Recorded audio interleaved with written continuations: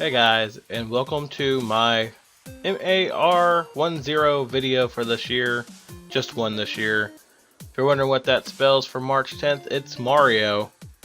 And today I'm going to be talking about some of my personal experiences with the Mario franchise in general. So I hope you'll join me after this, and let's get started. So my first experience with Mario actually came in at the very first one. Maybe not the first one technically, as Mario first appeared as Jumpman and Donkey Kong, and that was not my first Mario game. My first Mario game was Super Mario Brothers on the NES, and I have a few good memories of that one specifically. I remember right off the bat in level 1-1 trying to play it and running smack into the Goomba, which I'm sure every first death is to by anybody who just started playing the game. So I don't feel too bad about that nowadays. Before it used to frustrate me, and I wouldn't make it past World 1-1. I'd always fall in the hole or get hit by something stupid or do something dumb. And I'd get angry and I'd keep playing it anyway. And then 1-2 comes and it's like you get your own little cutscene on the way down. It was a little weird at first, but you get used to it. And then the music kicks in down here, and it's really catchy. And well, music on 1-1 is catchy as well. But this one, the do do do do do do, kind of became like my favorite song from the NES, the NES Mario right here. And I just kind of loved it. And then as I played it, Dad would come in and out, and he would tell me little things about it, and tell me I need to hold down the button to run. And usually I would just die. And he's actually the one who showed me about getting up there and going through. Now you may be wondering why I'm going to World 3-1. Mainly because of another little trick that he showed me, and then I got decent at it. There's actually a fire flower in that room if you didn't know that. Yeah. Anyway, so basically this trick is, I'm not sure what exactly the name of it is, but I've always called it the turtle jump, or the one-up trick. So I'm not, like I said, I'm not exactly sure if there's an actual name to it, but I've always called it the one-up trick. And this is something that my dad showed me when I was 2, 3, and he would do it for me, and I'd have a bunch of lives to play with, and then somehow I would manage to lose all of them throughout the game. Eventually I learned how to do it myself. It took me a long time to get it right for some reason or another. It's not that difficult, honestly. You just got to take some proper alignment, and I guess I didn't have the patience to do that as a toddler, pretty much. That's usually what would happen to me. And you know, whenever you fall down, apparently, you finish it, you get to see what your lives are. So I always thought that was kind of interesting. He'd always have like a crown and like a blue square, so I always thought that was cool. And then this stage, it was just like a long running game where you had to dodge things. I always hated it, but I still played it anyway, and I tried to get better at it. I'm pretty sure my mom played this with me too, but not as much as Dad showed me that trick and how he would do it.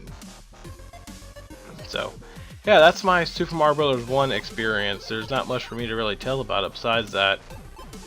So, you know how it goes. Yeah. See you in the next section of this video. See you guys in a minute then. Immediately is more like it. Welcome to the second part, and it's on Super Mario Brothers 2. This game I have love-hate relationships with. I wasn't that great at it as a kid, and I grew up disliking it for what it was. It wasn't my favorite game. It wasn't my least favorite game. It was okay on occasion, but I mostly disliked it. When I was a child, I was so used to playing Super Mario Brothers 1 that this game came out and it was so different, it was jarring, and I kind of just didn't want to get used to it. It wasn't the right game for me at that time, I guess, even though it's literally got the same basic concepts as Mario 1. Running, jumping, there's just more enemies, and they just keep on coming. It seemed like the platforming was a little bit more annoying for me at that age, because we did own both of them at the same time. Like, we had NES, the first one. Let's try that again. We had the first Mario, and then we had this one. So, yeah, I got to play them both on 2 different NESs. We had the old cartridge one that you slid it into after lifting up the flap, and then we had the top loading one after something happened to the pins in the other one. From what I remember, I was pretty young at that point in time. So, yeah, at that point, I started getting a little irritated with this game, and I didn't really have it down like I did the other one. By all means, I wasn't great at the other one either, but I knew it better than this. And this one just, I didn't like it. I mean, I grew up after all that stuff, and I enjoy it now, but when I was that young, I really didn't care. Like, at all. So, it just wasn't for me. It didn't seem like. And this always confused me. I was always trying to figure out why we were throwing, like, picking up the eggs and throwing them back at this thing, because I had no idea what it was called then. Come to find out, it's actually Birdo. And it was just super weird. That, and then the thing on its belly, it's like, what is that? Is it holding it, or is it just like attached to it? Because then you kill it, and it's like its stomach falls out, like you get its egg, or like it was pregnant or something. It was just weird. I didn't understand it. And then this is probably my favorite part of the game when I was younger, just hitting the button and trying to get, you know, an extra life because I sucked at it. The player select was pretty cool, but it didn't really bother me any to be able to play as anybody at that point in time. I was the only one playing, so I always play as Mario. That actually happened to me a lot as a kid on this stage. And then I learned through trial and error that the only way to get over to the other side was to literally steal this guy's carpet. And it was a little weird at first, and then you get used to it. And sometimes I still forget that Luigi can do this right here. You can skip that locked door altogether and not have to worry about it.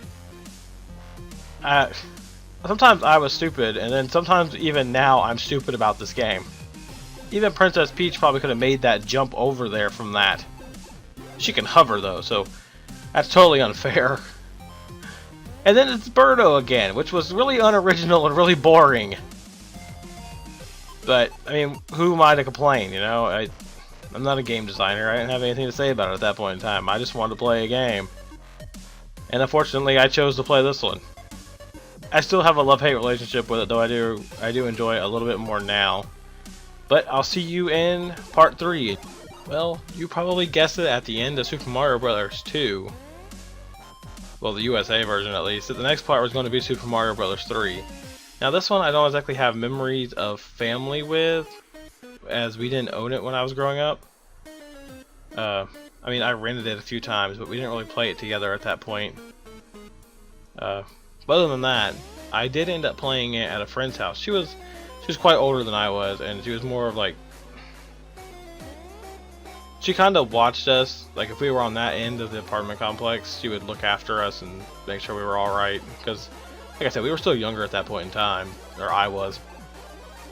But we would play it, we would visit with her, and she would let us play it, and she'd play the game with us and stuff. We had fun. It was the only way I got to play this when I was growing up, besides renting it. But we didn't really rent games too much back then. Not on the NES at least. We didn't start renting games up until the next one, the Super Nintendo. So the only way I was able to play this one was to go to her house. I can't remember what her name was for the life of me because I was so young and my memory is shit, for one. But I had a blast playing this game. It was different. I always liked the intro, the dropping of the curtain and everything. It was just great. I enjoyed that, and then, you know, they finally, I can't say finally, because they'd already differentiated Luigi from Mario, but it's like they were trying to make sure his color palette was more seen. It felt like, to me at least, but it wasn't a big deal. I still didn't really have too many people to play with. and usually I was first still at that point in time. Even though at that point in time as well, I also didn't care that anybody was Luigi or I had to play as Luigi. I love Luigi. Luigi is my favorite character. You know, Luigi. And then now, lately, it's become like a tie between him and Waluigi, and that's only because I do the voice sometimes, and I like Waluigi. He's pretty cool. But I remember we were playing, and she showed me one of the little things in here, and it was the whistle. And the music in here, it got to me. Unfortunately, I realized as I started recording the commentary for this that I accidentally turned off the music. But I guess that's fine. I could see if I can find some music to throw into it. Unfortunately, it probably won't be the correct music, but I'll try to at least get music that matches the game. But I love the music to this game. It was all cheerful and everything. And then the sliding, I love the sliding. It was one of the best mechanics that I had seen added, you know, like you could just sit down and run into a bunch of enemies. And then, you know, I'm an idiot to this day and I'm still checking over there for shit. But yeah, I love that slide mechanic. It's hilarious. You just sit down and then you plow through the enemies. It's like, yeah, I like that. Usually I have the issue where I like to slide down in this next spot and then run into that guy. But then I have the issue here where I'm just stupid. So, doesn't really matter. Doesn't really bother me either. So, that was always fun to do.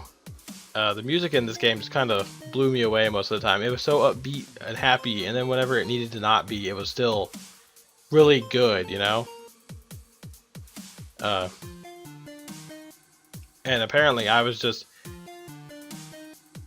when I was recording this, I was just kicking ass and taking some names. Like, I didn't have any issues doing it at all.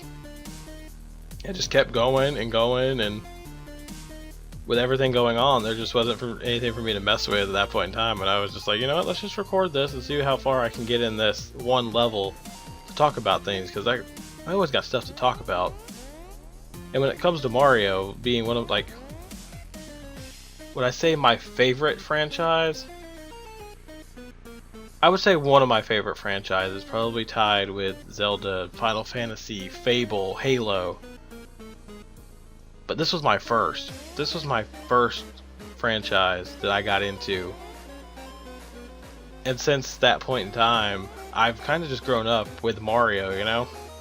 It's been something I've always liked to play, and I've got new memories with all that stuff. But I don't want to get into memories from the games after the one I'm going to do last.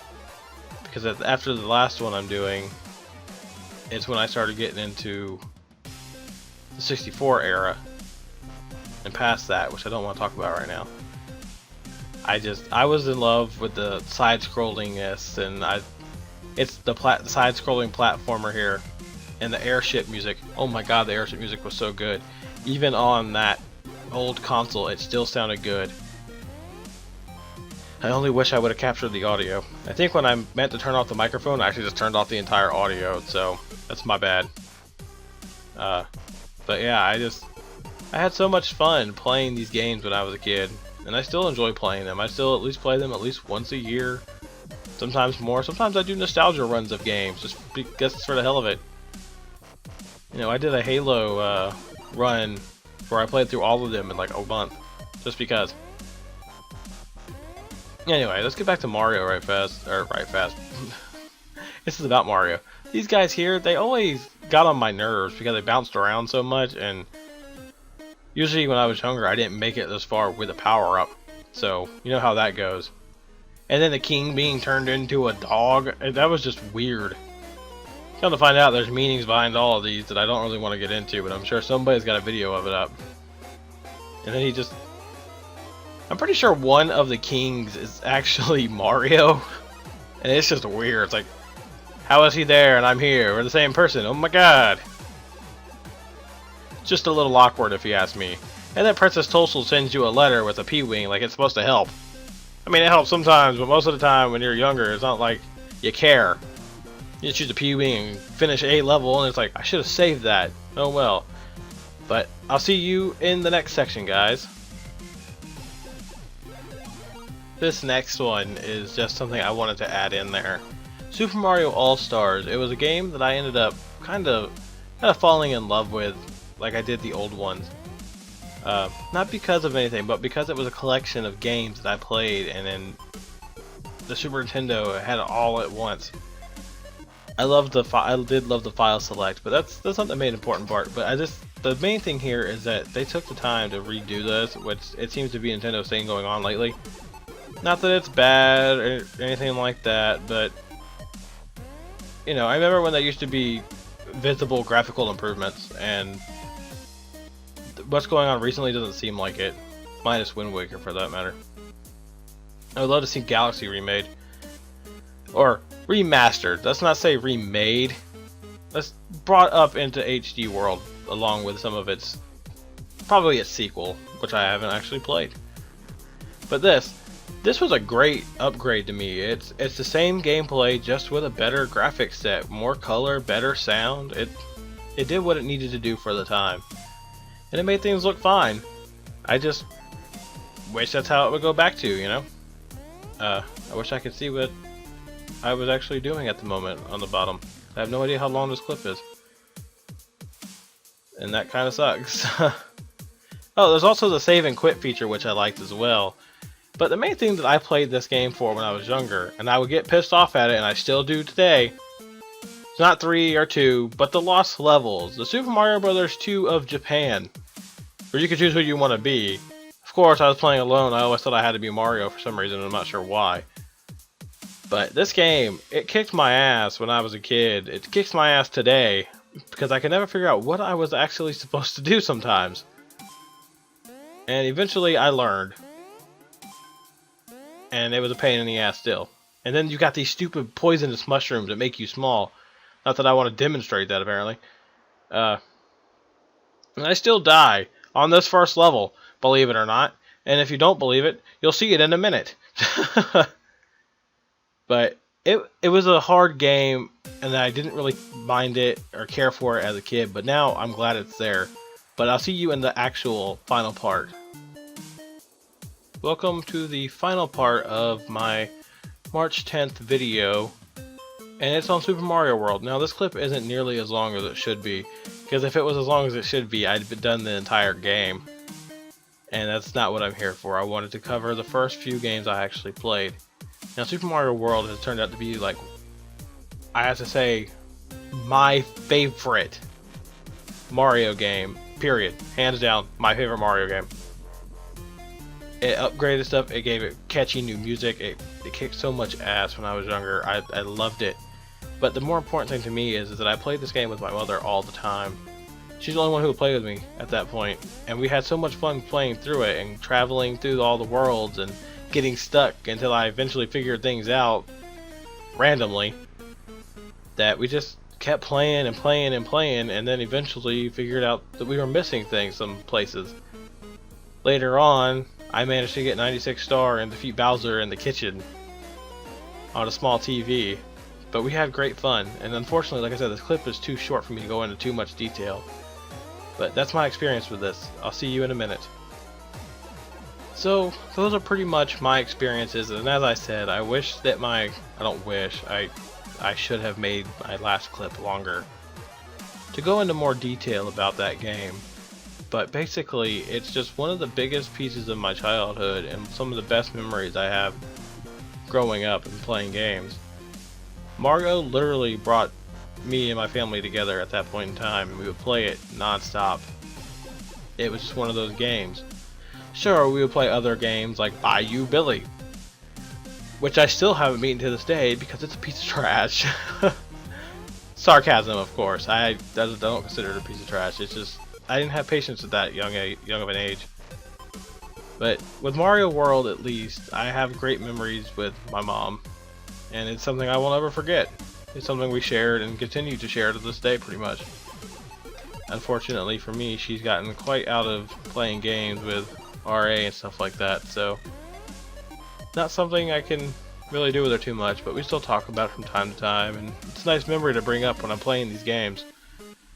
I have a lot more memories now when it comes to it, as since I've been doing Let's Plays and stuff like that. I've come across some fun experiences I was able to share with people.